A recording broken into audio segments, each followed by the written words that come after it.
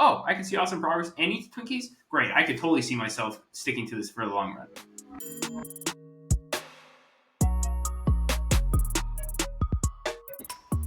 Hello, everybody, and welcome back to another episode of Truth Talks, the podcast that brings you real strategies for sustainable fitness transformation. So today's topic, we're going back into the nutrition side of things. Last week, we were talking about squats, so we were in the gym. This week, we're diving back into nutrition with, I think, a really common question where the answer might seem intuitive. It might not. It could be blurry. Some people think yes, some people think no, but it is. Do you have to give up your favorite foods to see results? So when we're talking about your fitness journey and we're talking about changing your physique, changing your body composition, is there a role for your favorite foods? Is there not? We're going to unpack that a little bit today. Yeah, that sounds great. I think as we usually do, we want to provide the context and also give you kind of the different perspectives that you should probably think about when it comes to coming to this topic. Yes, exactly. If someone were to ask me that question, the short version I would say is no. Like, you don't have to give up your favorite foods to see results. And we're going to explain why. But I think there's two key parts to this question that we're going to unpack. The first is favorite foods. Like, that's very general. I don't know about you, but favorite foods for me are probably very different than favorite foods for somebody else. So let's talk a little bit about that concept and not make assumptions there.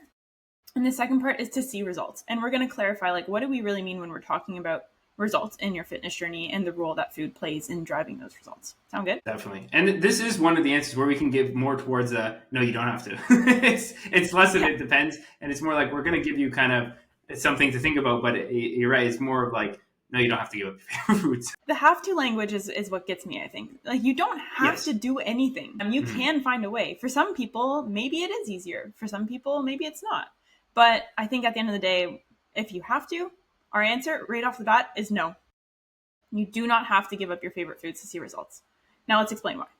The first thing that I want to touch on is, like, where did this idea of cutting out foods come from to begin with? And why do people get so hung up on, like, not eating certain foods? Do you have a perspective on that you want to share? Yeah, there's a lot of different reasons. I think people tend to have certain foods demonized based on maybe what they've seen in media or what they've seen advertised on these foods are bad or these are fat gaining foods or whatever, which obviously is not a thing. And then also you hear people say just wacky stuff about hormones. Oh, these foods spike insulin, so you can't burn fat if you eat these.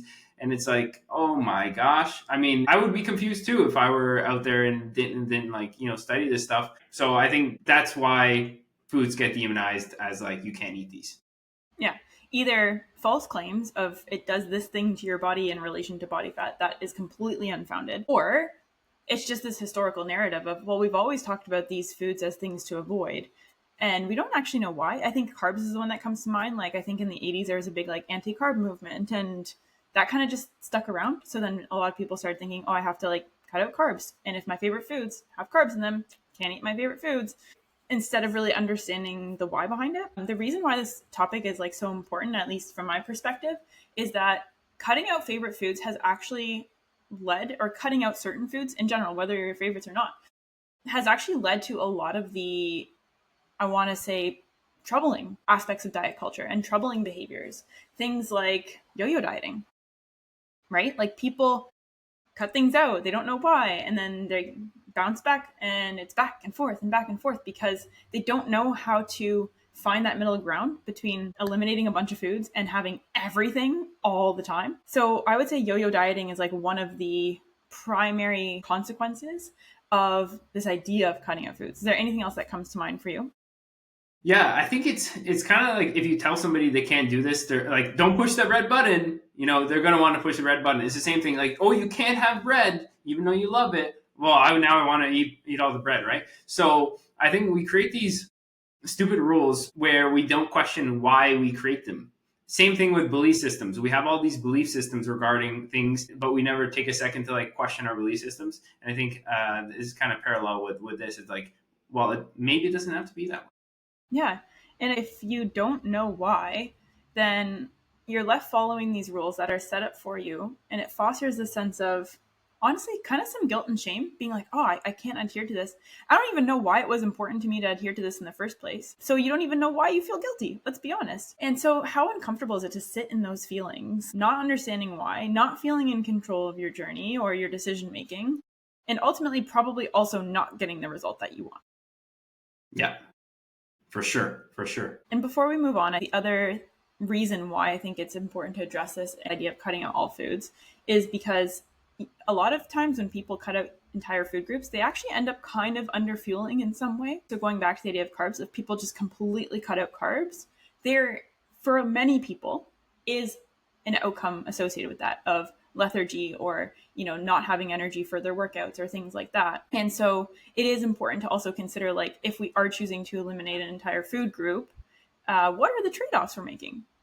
Because I would say that's then antithetical to results in a lot of other ways. Definitely. So yeah, it like you can think of it as I can't eat these foods, but you can also think people like to say it with food groups too.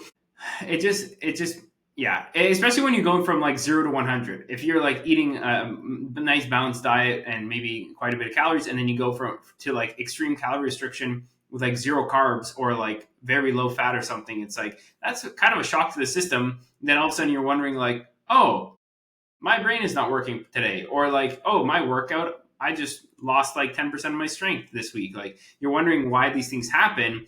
Well, because you make these drastic changes. So I'm hoping that this conversation allows people to realize you can be a lot more flexible when you think, as long as you're checking the right boxes, and still make killer progress.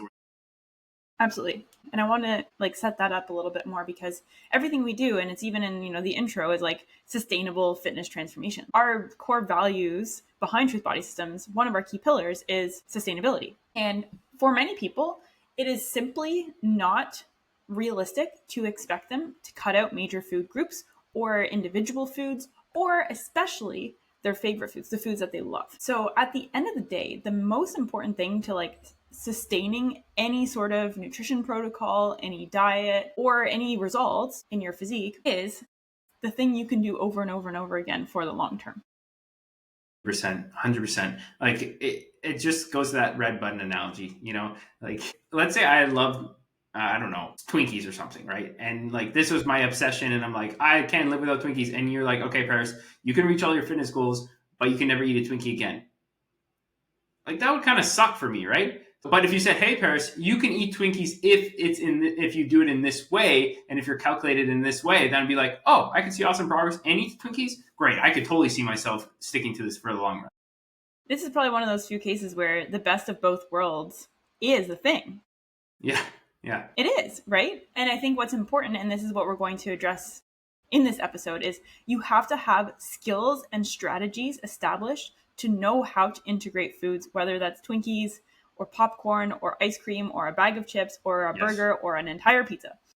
You need to have the skills and strategies to understand how your food choices relate to your desired results, and how you can consciously make decisions to make sure that they fit and you're not sacrificing, or I'm going to say compromising on your results. Yeah. And that's the key thing. So that, Paris, we will get you your Twinkies and your muscle growth, and your abs for your next competition, whatever it might be. We can get. I don't even think I've had. Honestly, I don't think I've had a Twinkie in. I can't even remember. I think maybe I've had like one. Have you ever had a Twinkie? Probably like once. I don't know. I never think of having a Twinkie, but maybe I should. I was kind of surprised you said Twinkie. I for sure thought you were going into ice cream. I was thinking about that too, but like I think it was a Twinkie because that famous study where the person eats like a Twinkie and still loses weight. I think I was like thinking about that. But anyways, yeah, ice cream would have been a good one. But side note, on my mini cut, I just made my own version of ice cream using the Ninja Creamy, so I'm still having ice cream every night. But anyways, there you go. Because I think just before we continue, people who know you well, you've always loved ice cream, so that would be like one of your favorite foods, right? And would you be sad if somebody told you, like, you can never eat ice cream again? I guess so. I mean, I can flick that, like, robot switch so if I need to, but I would much rather be able to also have ice cream and still crush the goals. I could do it, but, like, why would I want to if there's no logic, Yep, so true. So ice cream is one of your favorite foods. I do want to talk about, like, the first part, the first critical aspect of this question we're diving into today, which is, do you have to give up your favorite foods to see results? Let's talk about favorite foods, right? Yes. Because favorite foods, first of all, I think when we hear that in this context, people automatically jump to like, oh my God, high processed, it's those indulgent foods. But favorite is completely subjective. 100%. So there are a million different ways that somebody can actually first define their favorite foods. And in some cases, their favorite foods might actually contribute to their goals. I mean, all foods can contribute to your goals, but I mean, there's a Yes. direct, like, oh, there's a clear benefit here. And in other cases, it might be, okay, we have to like navigate this a little bit more. Let's talk about those two sides of things. In the cases where somebody's favorite foods are like, I don't know, salad. No, that's a bad example. It's not really a food. It's more of a dish. Sometimes people on their initial application form, sometimes people say their favorite food is like chicken or something. I'm like, okay. We've had so many clients who have said that, right? Okay, if you love chicken, you don't even have to like think about cutting it out to hit your results, because it's like most fitness goals, I would say all fitness goals, require protein minimums. Yeah. So if your favorite foods are like high protein foods, okay, we're not even going to have the conversation about cutting those things out. Can you think of any others?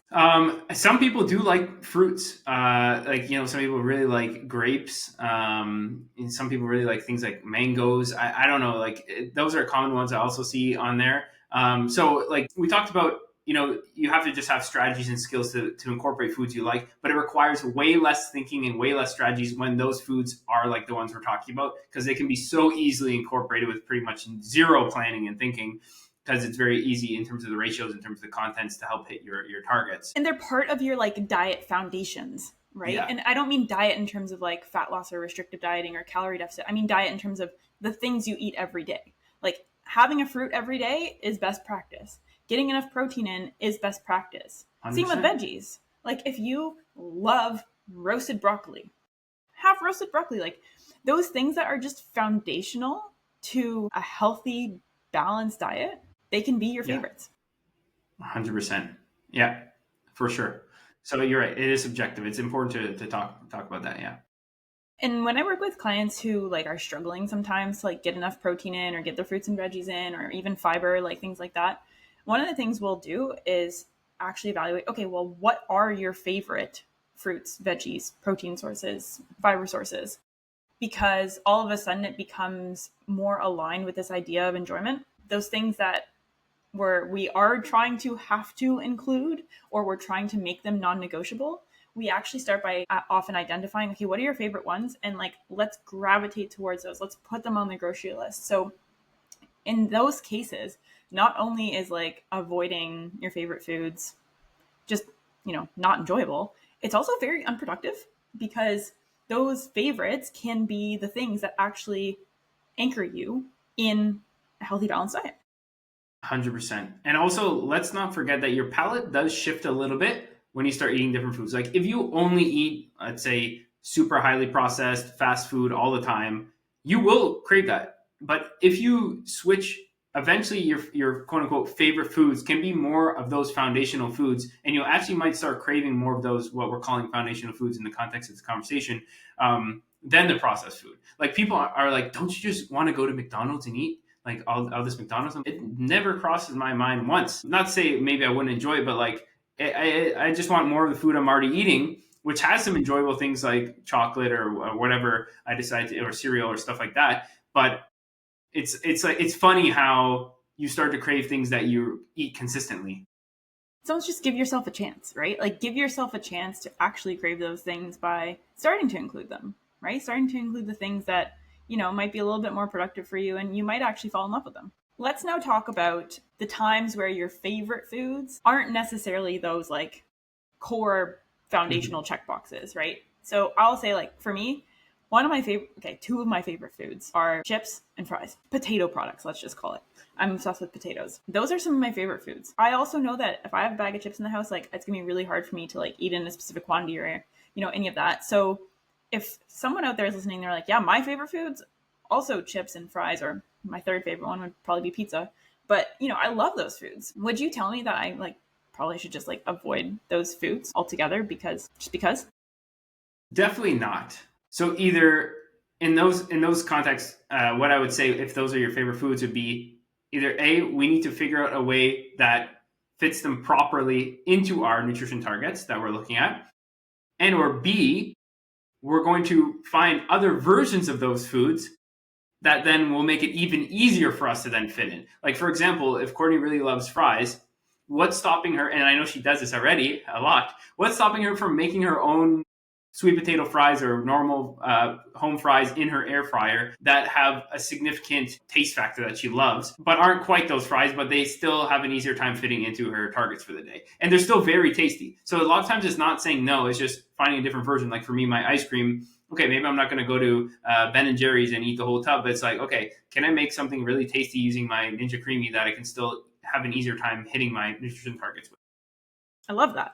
And I love that you also said it's still tasty, right? Because at the end of the day, the reason I love these foods is because they taste good. Let's be honest. Like I get that dopamine hit because of the flavor. So when I'm making my air fryer potatoes, like I think I ate those every single day when I was on my lowest calories in my last cut. Because it tasted so good. And I was like, I don't really need to go out for fries because I'm really satisfied with these.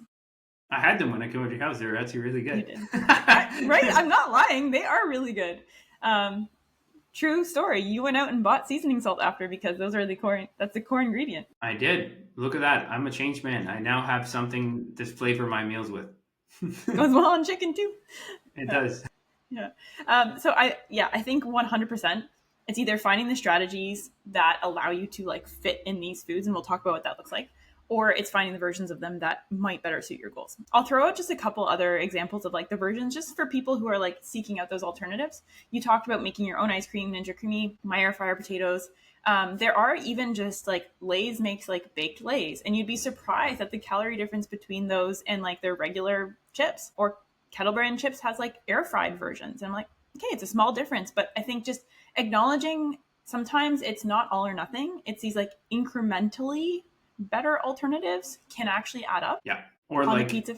Yeah, go ahead. Sorry. Yeah, no, pizza's a great example, which I want you to say again. But before I forget, just like even like the popcorn, like I love popcorn too. And like Colonel's popcorn, if you look at the macros, like, oh, yikes. But then if you get this, there's like a massive size bag from Orville's. I think it's like 92% fat free or whatever. You can eat like a whole salad size bowl for pretty low amount of calories. So it's again, it's not removal, it's just swapping. So give the pizza example because I want to hear that one.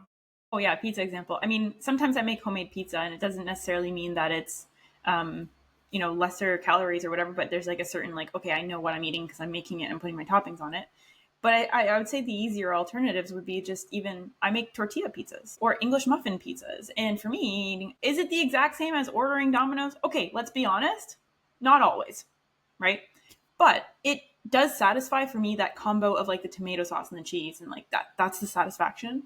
So I think like finding those versions and doing it on like, low-cal tortilla or a pita, right? We made pita pizzas when you came here too. Yeah, right? Another example. Man, we made everything. All my favorites. Check. So yeah, so I think I love that you led with that as like a core strategy. Like find versions. Like don't just default to like, this is the only way I'm going to eat this thing, right? Find versions of your favorite foods. And I think understanding why you like them is important too. Like for me, like I just said with the pizza example, it's the cheese tomato sauce combo. Love it. Cool.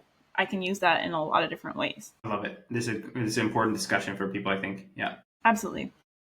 Okay, so next we've talked about like that idea of finding different versions. But for those who are sitting at home going like, I don't care what you say, my pita pizza is not going to hit. I really want to like order my favorite takeout. Or you know what? I want to have that burger.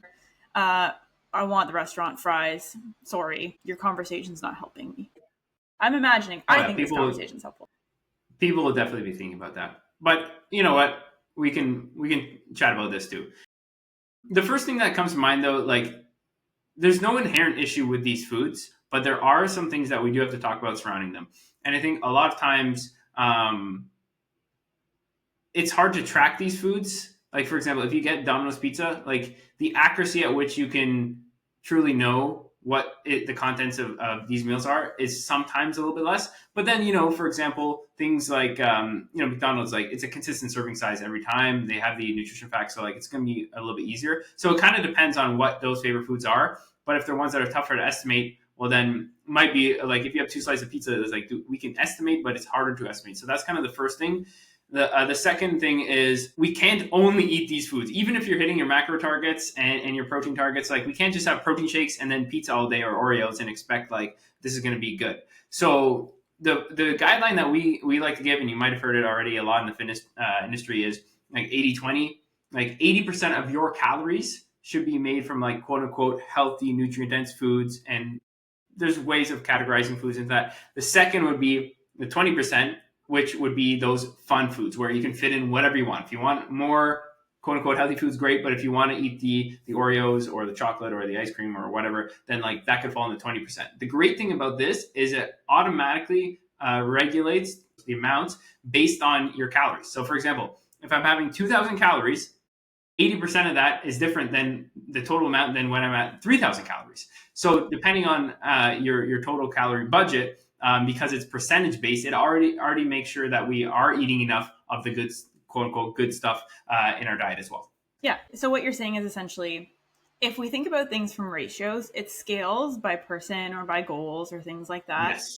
But I think at the end of the day, like, you also don't have to sit there with a calculator being like, what percentage of my calories can I be putting towards fun foods? Like, I don't necessarily agree with that. I think it's like unnecessary. Just, it gets too that's why I say it's a guideline, not a rule.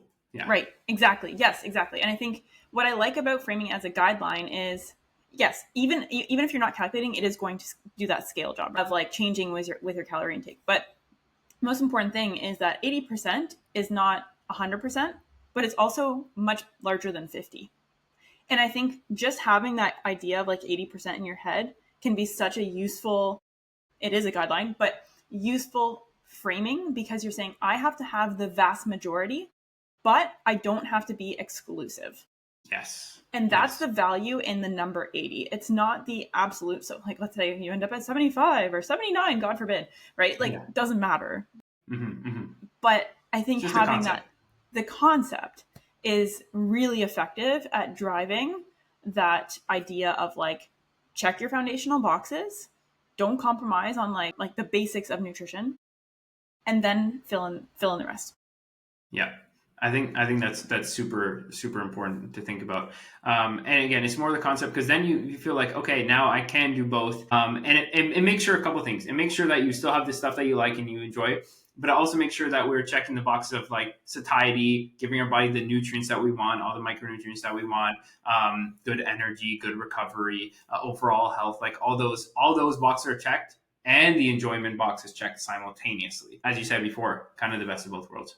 Yeah, absolutely. And I'm just going to rehash this. This is for contexts where your favorite foods, the 20% is like your favorite foods of the ones that maybe are a little bit more what we'd call hyperpalatable, those like super tasty, ultra processed foods or fast foods or things like that. That's what we're referring to the 20%.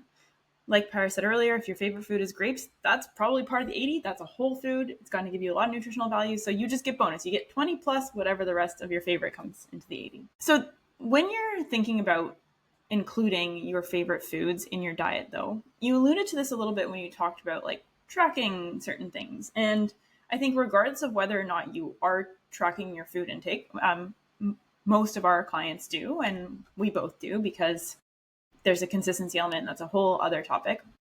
But regardless of whether or not you are tracking becomes a tool for what I'm about to say. But even if you're not, this is still valuable.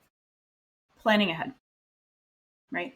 I think a lot of times our favorite foods, when we think of those high calorie, highly processed foods, the reason that we might hesitate to engage with them if we're really on a fitness journey and taking our fitness very seriously is sometimes because they're associated with this idea of like, I can't stop, right? Or, oh my God, I just went through my day and now I had all this and I didn't think it wasn't part of my plan. So earlier I ate all these high calorie foods. Now I just ended up having all these high calorie foods. And so planning becomes our strategy number 2 of including these foods purposefully. You want to talk about that for a little bit? Yeah, I'll just kind of give an actual example. Like, let's say you're like me and you love ice cream, and there's like this. Nowadays, we're so lucky with how many options we have at the grocery store. Let's just say it like it is. But let's say there's this ice cream sandwich that you have, and it's like 150 calories or 200 calories, and you're like, I love these ice cream sandwiches. Instead of just going about your day, la-di-da, tracking, eating, whatever, and then getting to the end and be like, oh, can I have this ice cream sandwich? And then you're like, oh, shit, I didn't. Excuse my French. Oh, shoot, I didn't incorporate enough room in my calories. Why don't you, at the beginning of the day, say, later I'm going to want an ice cream sandwich. I'm going to plug it in now, so I've budgeted for that, and then I can look forward to it all day and without worrying about it. Yes, exactly. And I think then when you're eating it being like, this is just part of my plan. And there's like an emotional peace of mind with that too, being like, I'm following my plan today. Good for me. I get to feel on track and savor this delicious ice cream sandwich. For the record, I have 2 versions of ice cream sandwiches in my fridge right now. We'll talk about that later. So yeah, good choice. And that is important. And the same thing can be done with, anything you pull out of the cupboard or the freezer or the fridge. But I think what a lot of people don't realize is that going out to eat, you can do the same thing. So if your version of your favorite food is a Big Mac, because you brought up McDonald's before, you can actually track a Big Mac because McDonald's and most other fast food joints have their publicly available nutrition facts. All you need to do is go on the website. So you can track that and be like, cool, I'm having McDonald's for dinner. And then it's about working back. You have to work back from that, because what are you missing from that? Not only is it about the calories necessarily, it's like, okay, you've budgeted your calories, so you need to now make sure that you might be filling the rest of your day appropriately in that sense. But also, if you're having McDonald's for dinner, like, chances are you're not having a vegetable. I'm just gonna say, look at my shirt. Sorry for anybody who's listening and not watching. It says eat your vegetables with a strong broccoli. Yeah, one of my favorite shirts. I had to wear it for this episode. Awesome. So, you can also say, okay, if I want to go back to my 80-20 kind of guidelines, I haven't hit my veggie intake today. Maybe I'll just prioritize that earlier in the day too. So planning ahead means 2 things. One, you can, if you are trying to stay within, certain macro or calorie targets, you can stay on track with those targets. But 2, you can also make sure you're not sacrificing on those like basics, because you haven't just like gone through the day being like, oh, I usually have veggies at dinner and I didn't today. Guess I'm not having veggies today. Exactly. That's a really good way to think about it. And also, if it's something that's not so easily tracked, like if it's not a consistent unit, things like Subway, McDonald's, Wendy's, like the serving size is very consistent.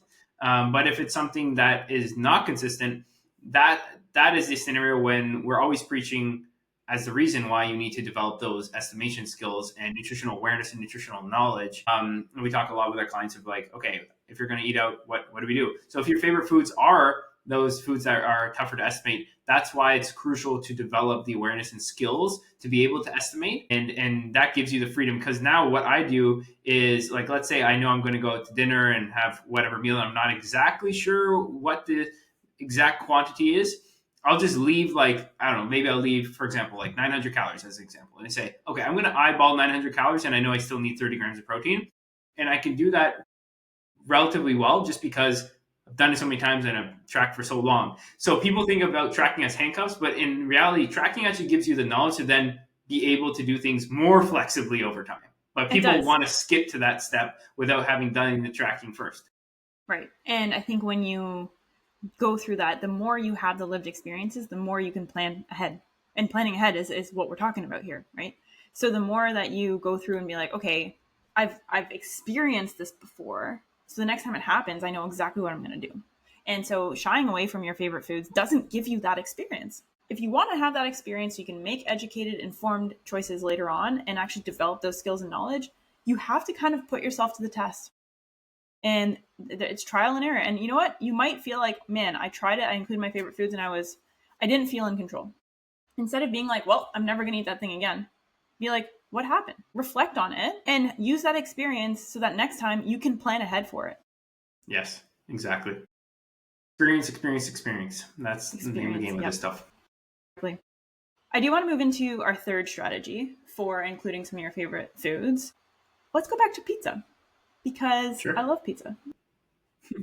A lot of people do this thing called the cheat day, and like I could go off for hours on the issues. We could do a full episode on the cheat day. Yeah. So I'm not going to do that today. We're going to save that. But I think the reason why I want to bring it up, because a lot of people think that along their fitness journeys, their favorite foods are reserved for these like moments where they can eat a lot of it. So like, I'm going to sit down, I'm going to have this extra large pizza to myself today, and then I'm not going to have pizza for 2 months. My thought on that, my reflection is strategy number 3, actually including pizza in more regular, smaller doses is probably going to be way more satisfying. The TLDR of all that is consistent small doses rather than huge binges of your favorite foods is a way more productive way of having a sustainable inclusion of your favorite foods along your fitness journey. I like that. And what I always tell people is don't glorify food. And when you go through these things, like you're saying, where I can't have any to I can eat whatever I want type situation, you're glorifying, and we'll talk about cheat days. We should do a podcast episode. It's very important. But if you regularly include it, it's like, oh, I'm having pizza. Like, it's awesome, but like, it's not such a big deal. But if you say that I can only have pizza once every 2 months, you're going to be glorifying pizza as this special thing. But in reality, it's just a certain amount of protein, fats, carbs, calories, nutrients. You know what I mean? Like, it's not something magical, that we need to glorify. So maybe it is magical. Pizza is pretty awesome, but A little magical for me. I once yeah, told mom that pizza makes me happy and she won't let me live it I down. remember that. And now Yeah. she always gets that like awesome Whole Foods pizza that I can't help myself but have when I go over there. But Yes. but um but I will say I don't think we should glorify foods, because then it starts getting into the labeling of like these are good and these are bad foods. That kind of mindset, which we don't. We just want to look at things for what they are, right? But I agree, consistently incorporating the foods that you like will prevent you from feeling like you need to go off the rails anytime you actually have. Yeah, exactly. Just bringing back the idea of feeling in control, feeling on track with your fitness goals while including these foods. Little bits at a time keeps you going. And it gives you a little bit of that dopamine boost to like, yeah, I can keep doing this because I'm actually enjoying the process, right? Fourth strategy, final strategy for today, because I know we're coming up on our time here. The last strategy is actually really just about, it's kind of practical. And it's something that I personally do. And it's this idea of like pairing your favorite foods with, I like this one. This is unique. Yeah. pairing your favorite foods with those foundational whole foods. So if my favorite food is pizza, I will often eat pizza with a salad to make sure I'm getting my veggies in, help me feel a little bit more full. Or at nighttime, I crave chocolate. I sometimes do crave chocolate. I'll have chocolate with some grapes or with a mandarin orange or some sort of fruit, because then I'm like, okay, I'm getting the best of both worlds. I feel like I'm eating more overall, which is like kind of a satisfying feeling. I'm eating the chocolate or the pizza or whatever it is that I want, but I'm also like checking a different box. I'm not making that eating occasion strictly and exclusively about that quote unquote favorite food or indulgent food. Yeah, I like that, and I think it can. The reason why I like it is because it also prevents overeating, in the sense that a lot of times the food that we really like are lower volume foods. They're more calorie dense. They're not very filling. A lot of times they might not have a lot of fiber, or take up that much space in our stomach. So if we're trying to get full just with those foods, it's a losing game, and we have to eat so much of it. Whereas if we pair it, like you're saying, with something like a pizza and a salad, we're stuffing the pizza, but then we get the satiety, the nutrients, and all the other stuff from the salad. So we don't feel like just completely overeating on just the pizza. Absolutely. Absolutely. Those are our 4 strategies for fitting in your favorite foods. If your favorite foods are ones that often maybe feel a little bit more calorie dense or indulgent, those are our 4 key strategies to help make sure that you can include them on your sustainable fitness journey. And I do want to just talk really quickly before we kind of wrap up for this week about like the second part of our question, which is results, right? So if somebody is sitting there going like, great, you just told me all these ways I can include my favorite foods, but am I still going to get results, right? Because the question is, do you have to give up your favorite foods to get results? And we said no. And we showed you all these different ways you can include your favorite foods. How does that tie into results? And we're going to talk about results from a body composition perspective, improving your body composition, whether that's muscle gain, fat loss, all of those things together. Yeah, I think it's just peace of mind that if you're checking off those major boxes and the nutritional principles are still being followed, that you have this flexibility to include these things, right? Like if you're getting enough micronutrients and fiber and all these other great, and satiety from whole foods and all this good stuff and fruits and veggies, and you're checking those boxes, and then you include the foods that you like, there's zero real downside. If you're doing it in the ratios that we're describing in terms of that concept. So there is no downside on progress. If anything, adherence will be better, and therefore you might actually see even better progress. And also, if you're binging every weekend and being super restrictive during the week, you're going to see less progress than if you just took it a little bit more flexible and did that consistently without these big swings up and down. 100%. Because your results are dependent on your adherence and your consistent adherence.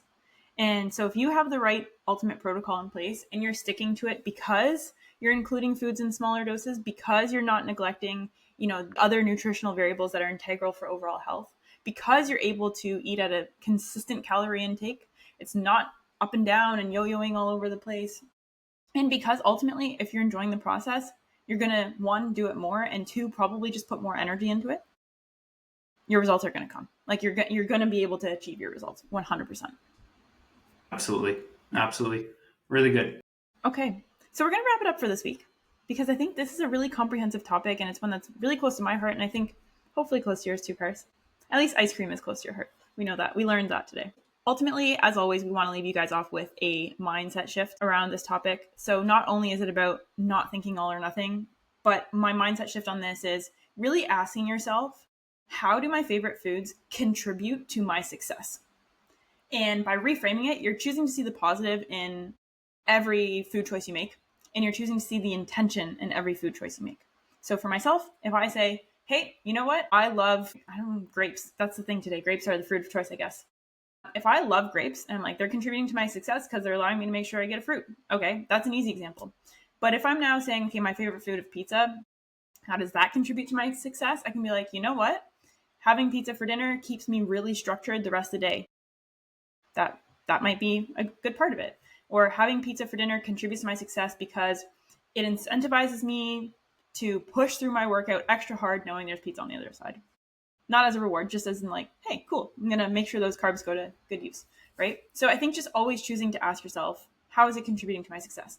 And even if that is, it's preventing me from binging later, or it's making me want to show up again tomorrow, that matters. Yeah. Love it. Good conversation. As always. All right, everybody. So that is this week's podcast wrapped up. As a reminder, the question we just answered is, do you have to cut out your favorite foods to see results in your fitness journey? And the answer is, no, you don't. Hopefully you found some of these strategies really helpful. Hopefully you find some success in making that mindset shift as well. If you have specific favorite foods that contribute to your success, tell us about them. What are they? How do you include them? How do you enjoy them? Drop a comment below. And if you haven't already and you are in the comment section, please click that subscribe button, which happens to be right next to the comment area. And without further ado, I think we'll leave you for this week, and we'll catch you next Monday with another episode of Trick Talks. Bye for now.